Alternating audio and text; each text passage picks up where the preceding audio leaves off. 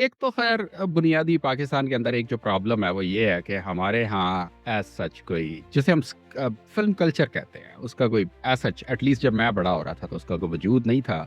लाहौर में हम सिर्फ़ सिनेमाज़ के बंद होने का सुनते थे, कभी नए बनने का सुना नहीं है। बड़े-बड़े मॉल्स में कुछ सिनेमाज़ बनते थे, लेकिन आम तौर पे वो पब्लिक की एक्सेस से ही बाहर थे। मतलब पब्लिक पब्लिक से मेरी मुराद यानी एक आम एवरेज पाकिस्तानी है, उसकी तो एक्सेस ही उन मॉल्स तक आम तौर पे नहीं होती थी। तो एक जो यानी बड़ा प्रॉब्लम है वो तो यानी लैक ऑफ एक्सेस का है। एक दूसरा प्रॉब्लम ये है कि हमारे सोशियो कल्चरल जो हालात हैं ख़ास तौर पे आज़ादी के बाद के उनमें हमने अपने आप को हमने अपनी जो यानी नेशनल आइडेंटिटी है उसको उसको काइंड ऑफ लाइक इंडिया के साथ एक कंपैरिजन में हमेशा यू नो आइडेंटिफाई किया अपने आप को। एक कंट्रास्ट है, वो ये करते हैं तो हम ये नहीं करते।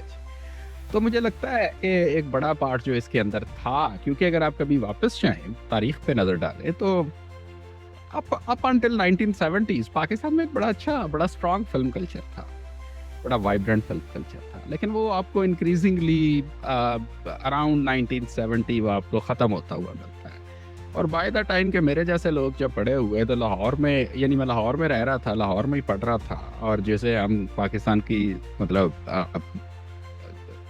कल्चरल हब भी कहते हैं। इवन वहाँ पर भी यानी सिनेमाज़ की तादाद आबादी के मुकाबले में ना होने के बराबर थी और उन सिनेमाज़ के अंदर भी बहुत सारे सिनेमाज़ ऐसे थे जो बेसिकली बस बंद ही पड़े हो। उनका जो उनकी जो प्रोग्रामिंग थी वो कोई ऐसी नहीं थी कि जिसे हम संजीदा कह सकें। तो ये तो एक जनरल एटीट्यूड का प्रॉब्लम था, यानी जिस कल्चर में हम लोग बड़े हुए तो उस कल्चर के अंदर फ़िल्म जो है वो कोई as such as a serious medium उसके मतलब एक सोच भी मौजूद नहीं थी। एक और प्रॉब्लम जो हमारे वहाँ पे हुआ, यानी इस इंडस्ट्रियल पैराडाइम के मतलब लाहौर के अंदर स्टूडियोज़ थे, लेकिन वो जिस तरह अगरचे कि मेरे ख़्याल में मतलब कोई भी ऐसी फ़िल्म नहीं है जो जिस